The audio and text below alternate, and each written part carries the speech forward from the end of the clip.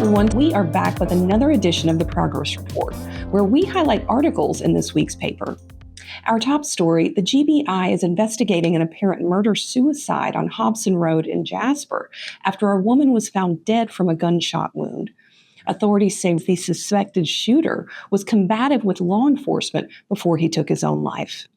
Friends remember Raina Cedino for her kindness as the investigation continues. You can find the full story on the front page. And Jasper City Council has voted to explore privatizing the city's water and sewer system and has directed staff to look into options for requests for proposals. The move comes as officials search for solutions to ongoing infrastructure and water supply challenges.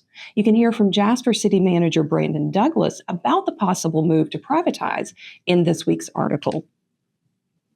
Also this week, an act of sabotage created low pressure and water outages at many homes in the Tate area on Monday evening.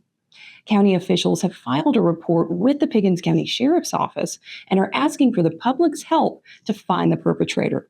Find out how you can report suspicious activity to authorities in the front page article.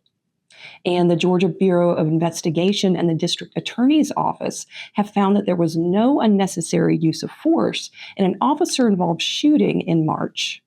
The incident began at Waffle House when a man tried to set a vehicle on fire and ended on Darnell Road, where Chase Benham was shot after throwing knives at officers.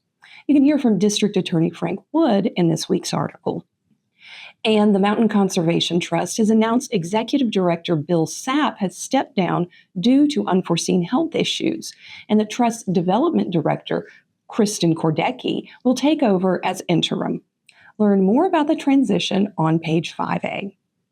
And finally, from pennies to protest, several new state laws took effect on July 1st. You can read about the changes in Capitol Beat News Service's report that's on page 10A. As always, thank you so much for supporting community newspapers, and I hope to see you all again next week with another edition of the Progress Report.